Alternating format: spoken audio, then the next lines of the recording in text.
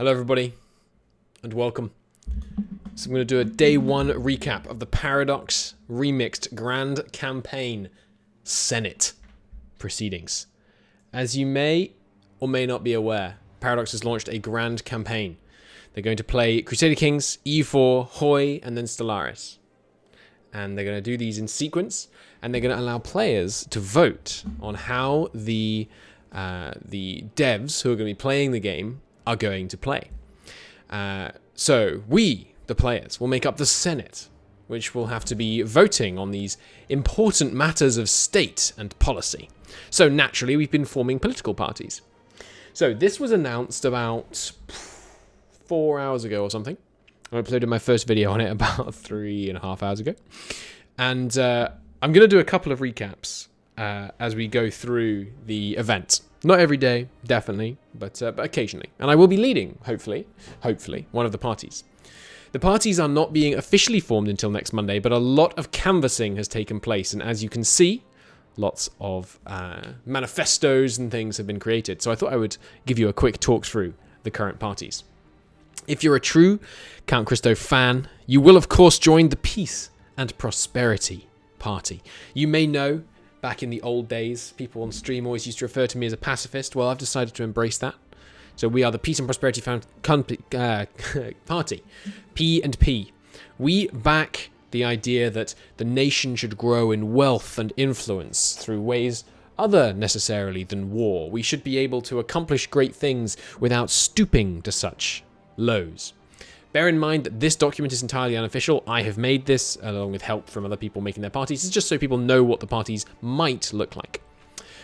Others will ruin the economy and kill our children. We will advocate for peace and a glorious, wealthy nation. The peace and prosperity. I wanted to say political power from Hoi. The Peace and Prosperity Party stands for neat borders. The eyes of the people should be defended, and we will make it so.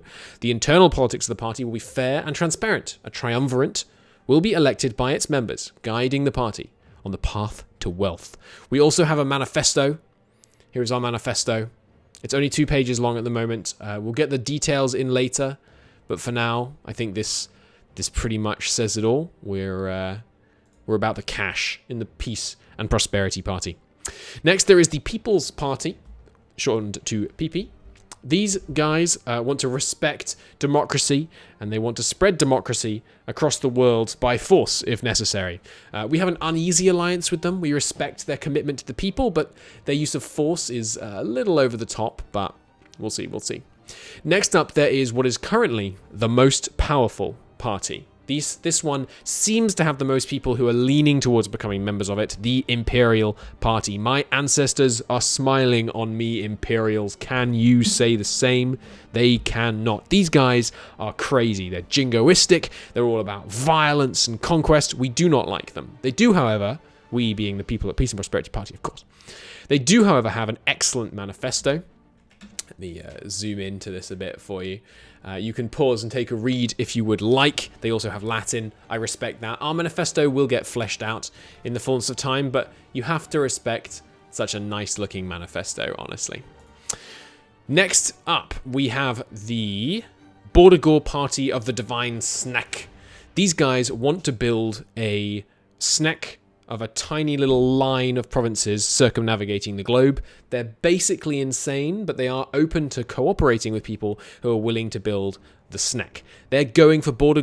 They are, of course, opposed to the one true party, the Peace and Prosperity Party, that will lead our nation to glory, but we may occasionally have to work with them if necessary to go against the Imperial Party. The Imperial Party, honestly, They just have no values. They go back and forth. They say like, oh, we don't like Border, so we're not with Snek. And then the Snek voters seemed to be gaining some traction as the day went on. And they're like, oh, no, okay, we're going to go with the Divine Snack. The Imperial Party, they're just not to be trusted. Anyway, next we have the Technocracy Party, one which, honestly, here in the Peace and Prosperity Party, we feel a lot of affinity for. We respect technology, we respect it as it's an advancement of how we can drive our nation to great prosperity, justice, and progress and wealth. They're dedicated to reason and science, advancing the nation however they can. Fair enough. They do say devastation. I'm not sure you should say devastation in your manifesto. Sends the wrong message. The Peace and Prosperity Party, we're about all good times, all the time. The party never stops. It's all prosperity. There is then the Peasants Union, representing the peasants The Peasants' Union seeks to represent their interests and steer the players in the direction of what will most benefit the peasantry. So, you know, we kind of respect that. Prosperity really lifts everyone up. So an uneasy alliance with the Peasants' Union. They probably might not like some of our more mercantile, more capitalist leanings, but we could be friends with them. Then there is one of my personal favorites, the RNG party. While the smart man may believe in science, the faithful man God, we believe in fate to the highest degree. We will roll dice to decide our decisions, for in fate we trust. And they have a manifesto.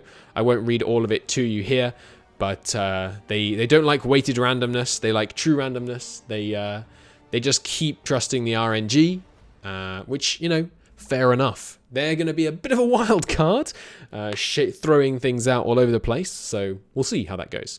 There is the Forest Party. I'm not really sure what these guys like. They seem to like nature and trees.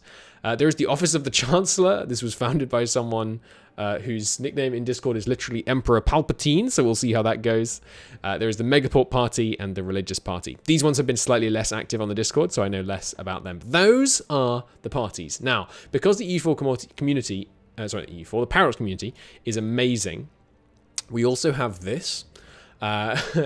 This is the current parties that exist and their acronyms and their current alignments. We're getting a few different things. Member count won't be able to be populated until next Monday because you can't technically have alliance members until these have been formally declared the parties, which takes place next Monday. That's Monday the 19th. But we have their alignment on a few things and we have some charts on various things.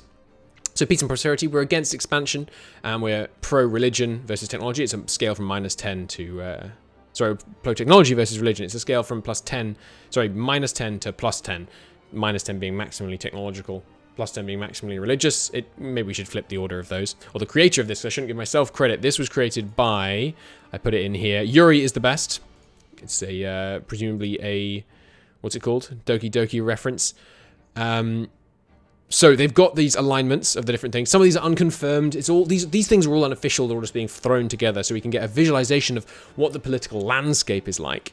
But he's also created this fantastic little representation, and I'd like to show you just a little quick thing. In my mind, what we have here is essentially a union of the sane over here in the left and the bottom of the chart. Technology, tall empires. None of this madness over here. Forget this lot. It's about the union of the sane, the UOS over here in the left. And the Imperial Party seems like they're going to have a lot of votes. So I'm hoping the union of the sane will band together on some important decisions and hopefully outvote them. We will see. We will see. That is a really quick summary for the end of day 1 of the Paradox Grand Campaign. If you're interested in joining, there will be a link in the description. There will be a link in the pinned comment on this video. Please do join in. It's going to be tons of fun. There's already 490 people who have expressed interest of joining, and I want all of you guys to join. You don't have to join the Peace and Prosperity Party. You know, you could be wrong and decide that joining one of the other parties would be better. I suggest you join my party. It would be kind of a fun, you know, community endeavor, but technically you could not. Thank you for watching, and I'll see you for another update probably tomorrow. Things are quite fast-paced right now. But we'll see. It's a great time to get involved in some Paradox politicking in the Peace and Prosperity Party. See you next time. Bye-bye.